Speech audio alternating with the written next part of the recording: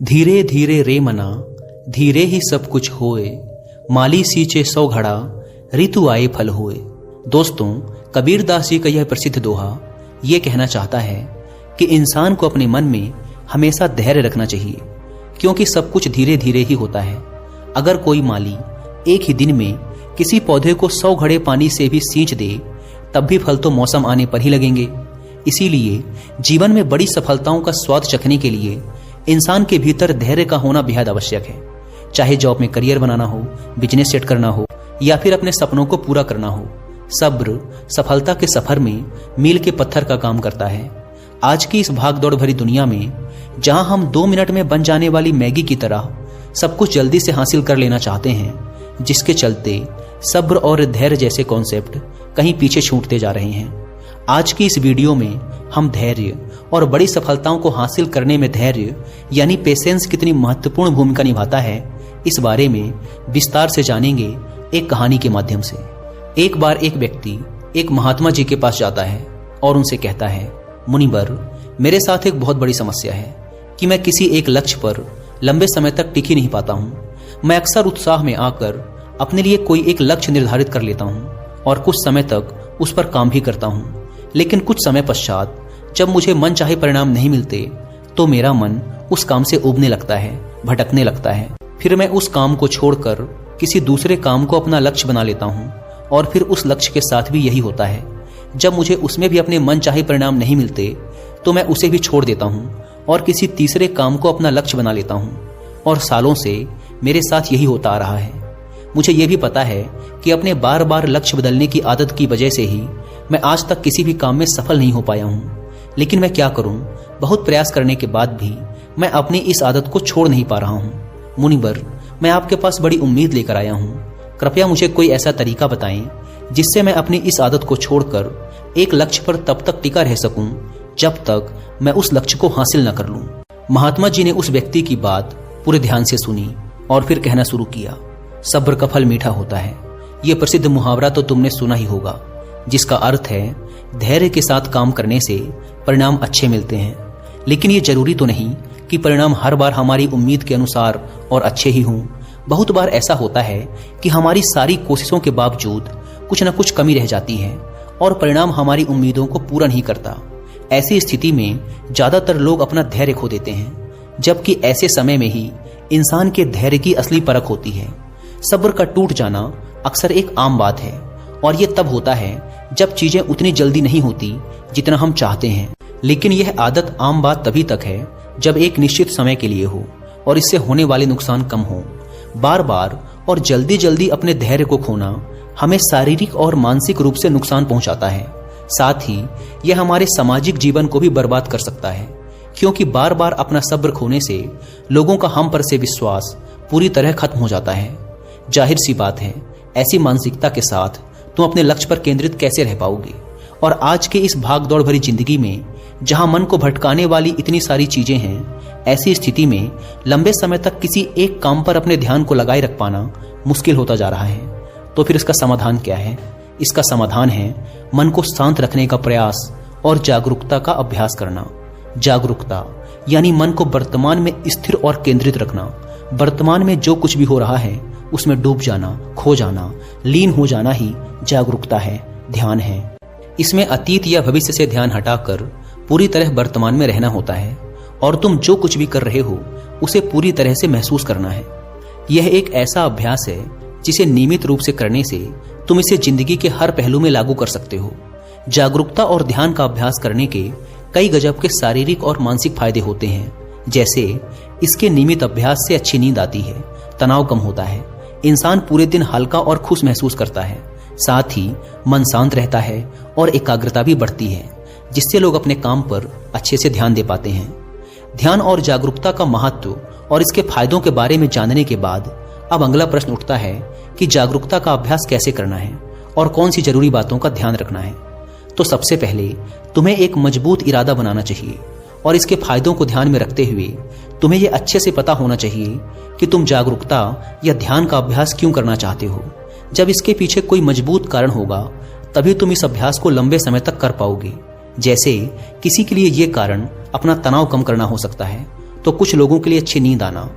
तो सबसे पहले तुम्हें यह तय करना है कि ध्यान या जागरूकता के अभ्यास के पीछे का तुम्हारा अपना कारण क्या है।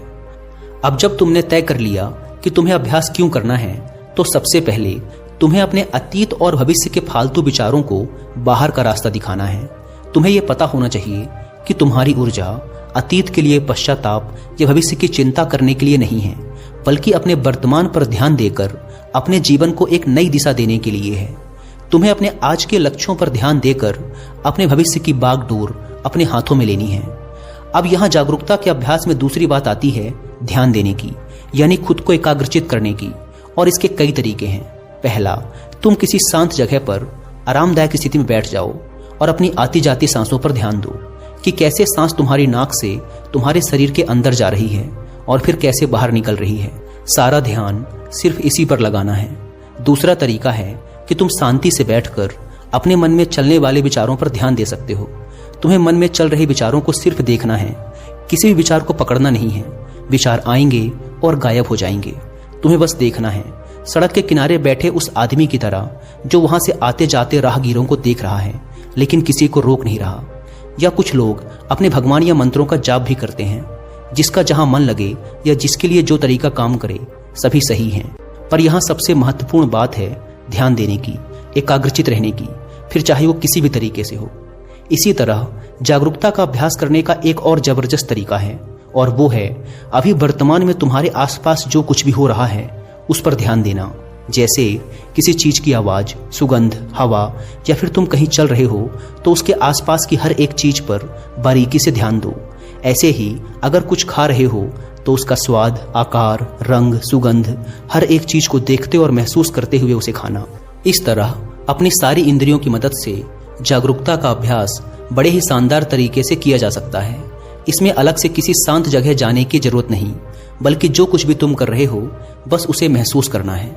अपनी जिंदगी में हर इंसान कभी ना कभी ऐसी स्थिति में जरूर पहुंचता है जहां उसे लगता है कि वह अटक चुका है, उसे आगे कोई रास्ता नजर नहीं आता, उसकी सफलता रुक सी जाती है। असल में हम कितनी ही सटीक योजना क्यों न बना लें, कुछ बाहरी परिस्थितियां हमारे हाथ में नहीं होती, या फिर कभी हम अपनी क्षमताओं का सही अनुमान नहीं लगा पाते और ऐसे लक्ष्य तय कर लेते हैं जो उस समय हमारे लिए हासिल कर पाना लगभग असंभव होता है। तो ऐसी स्थिति में सब कुछ छोड़ देने का मन करता है। इसी वजह से ज्यादातर लोग लक्ष्य तो निर्धारित कर लेते हैं लेकिन अपनी योजना पर लंबे समय तक काम नहीं कर पाते और हार मानकर अपना लक्ष्य बदल देते हैं या फिर योजना। जबकि बहुत बार ऐसे पलों में बस एक धक्के की जरूरत पड़ती है जो हमें फिर से उत्साहित कर सके। जब किसी काम में हमारी प्रगति हमारी उम्मीद से कम होती है या फिर नहीं होती, तब हम सबसे पहले उस काम को ही छोड़ देना चाहते हैं। यह स्वाभाविक है क्योंकि यही सबसे आसान काम लगता है उस समय। लेकिन यही बात सबसे खतरनाक भी है, क्योंकि अगर बार बार हार मान लेने की आदत पड़ गई तो फिर किसी भी काम में सफल होना तुम्हारे लिए बहुत मुश्किल हो जाएगा। ऐसी स्थिति में तुम्हें अपनी मानसिकता बदलने की जरूरत है। सबसे पहले जो हो रहा है उसका सही मूल्यांकन करना, गलतियों का पता लगाना और फिर उसके हिसाब से योजनाओं को नए तरीके से बनाने की जरूरत होती है। भविष्य की चिंता छोड़कर वर्तमान के काम पर अपना ध्यान लगाना और मन लगाकर अपने काम को पूरी जागरूकता के साथ करना तुम्हें फिर से अंदर से उत्साह से भर देगा। तुम्हें इस बात को हमेशा याद रखना है कि मुश्किलें और असफलताएं भी जिंदगी का एक हिस्सा हैं। यह हमें कुछ नया सिखाते हैं और हमारे व्यक्तित्व निर्माण में महत्वपूर्ण भूमिका निभाते हैं। अपनी मानसिकता को एक नई सोच देकर तुम सफलता के बीच में आने वाली छोटी छोटी असफलताओं को एक मौके के रूप में देख सकते हो। तुम्हें अपने अंदर एक सकारात्मक मानसिकता विकसित करनी चाहिए जो भविष्य में आने वाली चुनौतियों के लिए तुम्हें मानसिक रूप से तैयार रखेगा। तुम अपने सोचने का नजरिया बदलकर अपनी परिस्थितियां बदल सकते हो। हमेशा ऐसे लक्ष्य तय करो जो हासिल किए जा सकते हो। अक्सर असफलता या आगे न बढ़ पाने का एक बड़ा कारण यह भी होता है कि व्यक्ति खुद से ऐसी ऐसी उम्मीदें पाल लेता है जिसे पूरा कर पाना बहुत ही मुश्किल होता है और फिर वह जल्दी ही निराश और उदास हो जाता है। अगर तुमने समाज या घर वालों के दबाव में आकर कोई ऐसा लक्ष्य तय कर लिया जो ना तो वास्तविक है और ना ही पाने योग्य है, तो फिर तुम उसे पाने के लिए चाहे कितनी ही अच्छी योजना बना लो, सफलता मिलने की संभावना बहुत ही कम होगी। हम अपने आसपास देखते हैं कि लोग सालों साल अवास्तविक लक्ष्य बनाकर उसके पीछे बर्बाद कर देते हैं और आखिरकार एक दिन थक कर हार मान लेते हैं। जबकि अगर सही योजना और कड़ी मेहनत के बाद भी तुम्हें उचित परिणाम नहीं मिल रहे हैं तो फिर तुम्हें अपने लक्ष्य में कुछ बदलाव करने की जरूरत है। और ऐसा करने से तुम किसी से कमतर नहीं हो जाते। हम सब अलग हैं, हमारे अंदर अलग अलग विशेषताएं हैं, हमारी सोच अलग है, हमारी परिस्थितियां अलग थी, हमारे सपने अलग हैं। इसीलिए किसी की देखा देखी, किसी की नकल ना करके, किसी के दबाव में ना आकर तुम अपने लिए वो लक्ष्य बनाओ जो तुम्हारे लिए सबसे सही हो। तभी तुम अपना सर्वश्रेष्ठ प्रदर्शन कर सकते हो और इसमें सफल होने की सबसे ज्यादा संभावना भी है। जब लोगों को उम्मीद के अनुसार परिणाम नहीं मिलते तो वो भूल जाते हैं कि उन्होंने ये लक्ष्य क्यों बनाया था। अपने लक्ष्य हासिल करने के लिए जब हम योजना बनाते हैं तो इसके पीछे दो प्रमुख कारण होते हैं, एक आंतरिक और दूसरा बाहरी। जब किसी भी काम में प्रगति धीमी पड़ जाए या तुम्हारा आगे उस काम को करने का मन ना करे या फिर तुम हार मान लो कि अब मुझसे नहीं होगा, ऐसी स्थिति में तुम्हें अपने क्यों को याद करना है कि तुमने ये लक्ष्य क्यों बनाया था। खुद को याद दिलाना है कि अगर तुम हार मान लोगे तो इससे तुम्हारे अपने और तुमसे जुड़े लोगों के जीवन पर क्या प्रभाव पड़ेगा। अपने लक्ष्य के पीछे के मजबूत कारणों को याद करना तुम्हें ऐसी स्थिति में हौसला देगा जब तुम हार मानने वाले होगे। हमारी उम्मीद यह बताती है कि जो काम हम कर रहे हैं उसका परिणाम कैसा होना चाहिए। हम कितनी और कैसी उम्मीद रखेंगे यह बहुत सी चीजों पर निर्भर करता है, जैसे हमारे अतीत के अनुभव, समाज की राय, बाहरी परिस्थितियां इत्यादि शामिल हैं। तुमने भी अनुभव किया होगा कि जब तुम्हारे परिवार, समाज या आसपास के लोग अच्छा कर रहे होते हैं तो तुम्हारे ऊपर भी उनसे अच्छा करने का तनाव बढ़ने लगता है। लेकिन ऐसी स्थिति में तुम्हें किसी की देखा देखी या दबाव में आकर कोई काम नहीं करना चाहिए, बल्कि अपनी काबिलियत, समय, परिस्थिति, जानकारी के अनुसार ही अपना लक्ष्य तय करके उस पर काम करना चाहिए। वैसे भी इस दुनिया में सबके सारे सपने कहाँ पूरे होते हैं, लेकिन उम्मीद पूरी ना होने की स्थिति में कुछ लोग टूट जाते हैं और हार मान लेते हैं, जबकि वहीं दूसरी तरफ कुछ लोग नए सिरे से, नए जोश के साथ उस काम को पूरा करने में जुट जाते हैं। कभी सोचा है ऐसा क्यों होता है कि एक ही परिस्थिति में लोग इतनी अलग अलग प्रतिक्रिया क्यों देते हैं? क्योंकि हम सब एक दूसरे से अलग हैं, हमारी सोच और क्षमताएं अलग अलग हैं। वैसे उम्मीद या अपेक्षाएं रखना गलत नहीं है, क्योंकि ये हमें अंदर से उत्साहित और जोशीला बनाए रखती हैं। लेकिन जरूरत से अधिक उम्मीद और अपेक्षाएं रखना चिंता और तनाव का कारण बन सकती हैं। इसीलिए हमारी अपेक्षाएं हमेशा वास्तविक होनी चाहिए, क्योंकि निराशा का सबसे बड़ा कारण होता है अवास्तविक लक्ष्य बना लेना। तुम्हें अपने लक्ष्य तय करने से पहले अपनी योग्यता, जानकारी, पसंद, परिस्थितियां, समय और उपलब्ध संसाधन पर ध्यान देना चाहिए और उसी के अनुसार अपना लक्ष्य बनाना चाहिए, ताकि तुम अपनी क्षमताओं और जानकारियों का सही उपयोग करके अपना सर्वश्रेष्ठ प्रदर्शन कर सको, न कि किसी की देखा देखी या प्रभाव में आकर खुद को ऐसे काम में झोंक दो जिसके लिए तुम्हें बाद में पछताना पड़े। श्रीमद् भगवत गीता में कहा गया है कि कर्म करो, फल की चिंता मत करो, यानी कि सिर्फ परिणाम की लालच में काम ना करें, बल्कि उसके सफर का भी आनंद उठाएं। परिणाम मिलने में समय लगता है और बहुत बार वो हमारी उम्मीदों से मेल नहीं खाता, लेकिन जब हम उस काम की प्रक्रिया में खुशी महसूस करना शुरू कर देते हैं तब हम अपना सर्वश्रेष्ठ कर रहे होते हैं। फिर वह काम हमारे लिए काम नहीं बल्कि आनंद का स्रोत बन जाता है। सफलता की राह पर अक्सर उतार चढ़ाव आते ही रहते हैं, बहुत सी मुश्किलों और चुनौतियों का सामना करना पड़ता है।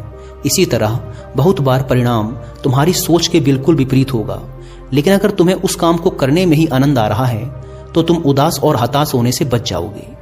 कहते हैं कि जिंदगी का क्या भरोसा, कब किस मोड़ पे ले आए। जीवन पूरी तरह से अनिश्चित है और हमेशा हमारी योजना के अनुसार चीजें नहीं हो सकती, क्योंकि इसमें बाहरी परिस्थितियां भी अपना असर डालती हैं जिन पर हमारा कोई वश नहीं चलता। इसीलिए जरूरी है कि हमारी उम्मीदों में थोड़ा लचीलापन हो। हमें किसी भी तरह के अनचाहे परिणाम के लिए हमेशा मानसिक रूप से तैयार रहना चाहिए। इससे अचानक परिस्थितियां बदलने पर व्यक्ति को सदमा नहीं लगता और वो सकारात्मक सोच के साथ आगे आने वाली चुनौतियों का डटकर सामना कर सकता है।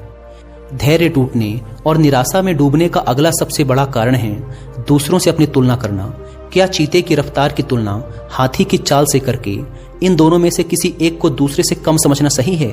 क्या शेर और मगरमच्छ की तुलना की जा सकती है? ये दोनों ही अपने क्षेत्र के धुरंधर हैं। ऐसे ही हम सब भी एक दूसरे से अलग हैं, हमारा व्यक्तित्व अलग है। इसीलिए तुलना किसी भी प्रकार से फायदेमंद नहीं होती। हर किसी का अतीत अलग था, परिस्थितियां अलग थी, परवरिश अलग थी। दूसरों से बेवजह की तुलना करना हमें तनाव में डाल सकता है, जो हमारे काम और स्वास्थ्य दोनों के लिए सही नहीं है। इसीलिए दूसरों से अपनी तुलना करने की बजाय अपने काम पर ध्यान लगाओ। लक्ष्य हासिल करने की दिशा में मनचाहे परिणाम ना मिलने पर कभी खुद को दोष मत दो। खुद के प्रति ज्यादा कठोर होना भी सही नहीं है, क्योंकि लगातार खुद को दोष देते रहने से हालात तो बदलेंगे नहीं, बल्कि तुम्हारा आत्मविश्वास और आत्मसम्मान बुरी तरह से प्रभावित होगा, जिसका परिणाम ये होगा कि तुम फिर नए तरीके से शुरुआत करने में खुद को बेबस महसूस करोगे। कहते हैं जैसा इंसान सोचता है एक दिन वैसा ही बन जाता है। इसीलिए ये जरूरी है कि हम इस बात को लेकर जागरूक रहें कि हमारे मन में किस तरह के ख्याल ज्यादा आते हैं। खास तौर पर सोने से ठीक पहले और सुबह उठने के ठीक बाद आने वाले विचार हमारी जिंदगी बदल देने वाले होते हैं, क्योंकि रात में सोने से पहले हम जो सोचते हैं हमारा अवचेतन मन पूरी रात उस पर काम करता है। कबीर दास जी ने एक बार कहा था कि निंदक नीरे राखिए, आंगन कुटी छबाए, बिन पानी साबुन बिना निर्मल करे सुभाए। यानी हमें अपने आसपास ऐसे लोग जरूर रखने चाहिए जो बिना किसी डर, संकोच और लाग लपेट के पूरी ईमानदारी से हमें हमारी गलतियों और कमजोरियों के बारे में बता सकें। लेकिन इसमें ध्यान देने वाली बात यह है कि वो हमारे शुभ चिंतक होने चाहिए, हमें सही से समझने चाहिए, क्योंकि सिर्फ तारीफ करके अपना काम निकलवाने वाले लोग हमें गलत रास्ता दिखा सकते हैं, वहीं सिर्फ कमियां ढूंढने वाले लोग हमें निरुत्साहित कर सकते हैं। हमें सही लोगों की पहचान करनी आनी चाहिए। जिस तरह से तुम अपनी तारीफ को खुले दिल से स्वीकार करते हो, उसी तरह अपनी आलोचनाओं को भी स्वीकार करना सीखना होगा।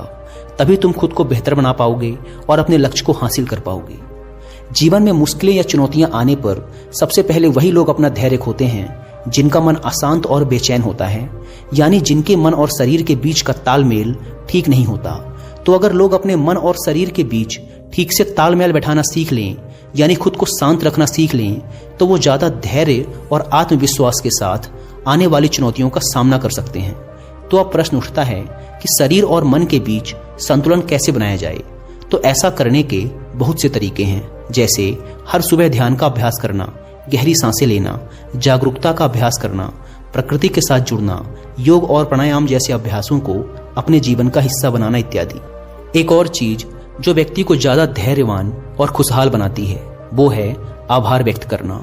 जब इंसान का पूरा ध्यान उस चीज पर होता है जो उसके पास नहीं है, तो यह बात उसके अंदर बेचैनी पैदा करती है। फिर वह इस बेचैनी में आकर अपना धैर्य खो देता है और ऐसे निर्णय लेने लगता है जो उसे असफलता की ओर ले जाते हैं। फिर यह असफलता उसे और बेचैन कर देती है और फिर इस तरीके से यह एक चक्र बन जाता है जिस पर व्यक्ति उलझकर रह जाता है। आभार व्यक्त करना एक ऐसा अभ्यास है जिसमें हम जानबूझकर जिंदगी में होने वाली अच्छी चीजों पर ध्यान देते हैं और उसके लिए खुशी महसूस करते हैं।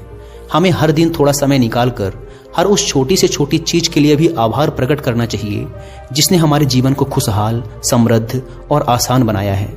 धन्यवाद अदा करने का यह अभ्यास हमारी मानसिकता को बदलकर हमारे अंदर धैर्य विकसित करने में एक महत्वपूर्ण भूमिका निभाता है। अगली चीज जो इंसान के अंदर धैर्य विकसित करती है वो है अपने समय का सही उपयोग करना। तुमने देखा होगा कि कुछ लोग अक्सर समय की कमी का रोना रोते रहते हैं, जबकि यह सबके पास एक बराबर है, दिन के 24 घंटे और हफ्ते के 7 दिन। इसी समय का सही उपयोग करके कुछ लोग बहुत बड़ी सफलता हासिल कर लेते हैं, तो कुछ लोग ठीक से अपने दिन का काम भी खत्म नहीं कर पाते। इन दोनों ही प्रकार के लोगों में सिर्फ एक ही फर्क है और वो है अपने समय का सही उपयोग करना। समय का सही उपयोग करने की दिशा में पहला कदम है अपनी प्राथमिकताएं तय करना, यानी उन कामों को निश्चित करना जो हमारे लिए सबसे ज्यादा जरूरी हैं। फिर उन्हें पूरा करने की योजना बनाकर एक समय सीमा तय करना। काम पूरा करने की समय सीमा निश्चित करना जरूरी है, क्योंकि यही हमें अनुशासित रखती है, वरना टाल मटोल करना तो इंसानी स्वभाव है। अपने दूर के बड़े लक्ष्यों को तय करने के बाद उनको पूरा करने की योजना को दिन, हफ्ते और महीनों में बांटना भी जरूरी है, क्योंकि यह हमारे काम को बहुत आसान बना देता है।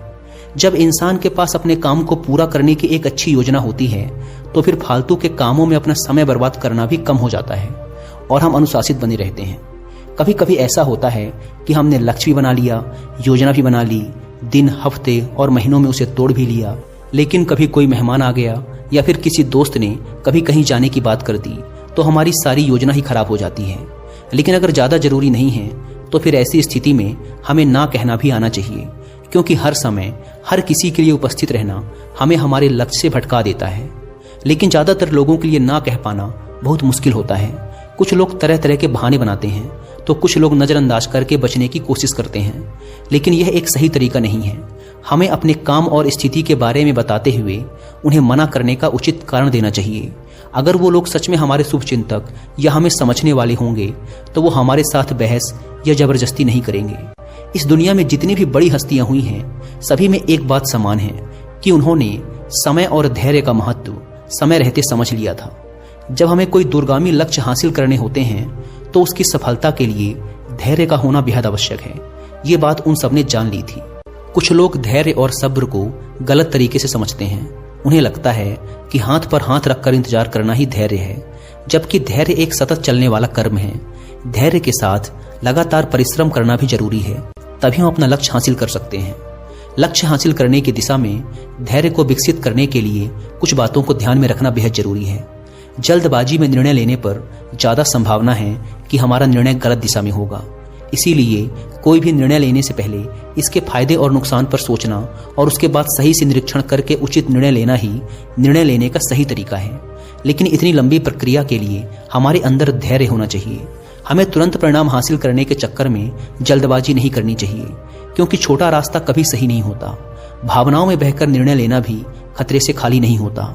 अगर धैर्य के साथ सभी उपलब्ध विकल्पों के बारे में अच्छे से जानकारी लेकर अपनी समझ का सही उपयोग करके उसमें से अपने लिए सही निर्णय लेते हैं तो हमारी सफलता की संभावना सबसे ज्यादा होती है। और जब किसी काम की शुरुआत इस तरीके से होती है तो समझो आधा काम पूरा हो गया। हमें लक्ष्य हासिल करने के लिए लगातार कोशिश करने और एकाग्रचित बने रहने की जरूरत होती है।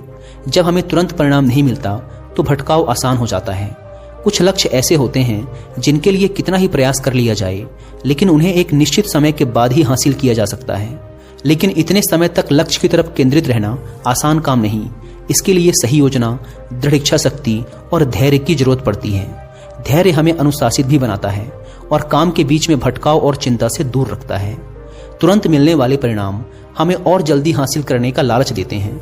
इससे होता यह है कि हम जो भी छोटी छोटी सफलता या लक्ष्य हासिल करते हैं उसके लिए खुश होना भूल जाते हैं, जिससे हमारे अंदर उस छोटी सफलता का उत्साह नहीं आ पाता और हम उसी तनावपूर्ण स्थिति में बने रहते हैं जो काम के बीच में होती है। बूंद बूंद से ही सागर बनता है। हर काम के लिए एक निश्चित समय लगता है। बदलता मौसम भी इस बात को सिद्ध करता है। बड़े और महत्वपूर्ण लक्ष्यों को हासिल करने में समय, दृढ़ता और धैर्य लगता है। बड़े लक्ष्य के लिए बड़े धैर्य की भी जरूरत पड़ती है, क्योंकि धैर्य हमें डटे रहने में मदद करता है। ऐसे समय में जब कोई परिणाम मिलता ना दिखाई दे, धैर्य हमारी निराशा को दूर करता है और हौसला बढ़ाता है, जिससे हम अपने लक्ष्य को हासिल करने की दिशा में लंबे समय तक पूरी दृढ़ता और आत्मविश्वास के साथ लगे रहते हैं। इतना कहने के बाद महात्मा जी ने अपनी बात समाप्त की और वो मौन हो गए। उस व्यक्ति को भी धैर्य और सफलता प्राप्ति में धैर्य के महत्व का अर्थ पता चल चुका था। उसने इस जानकारी के लिए महात्मा जी का धन्यवाद किया और वहां से चला गया। दोस्तों, मुझे उम्मीद है कि आपको भी इस वीडियो से काफी कुछ सीखने को मिला होगा। धन्यवाद।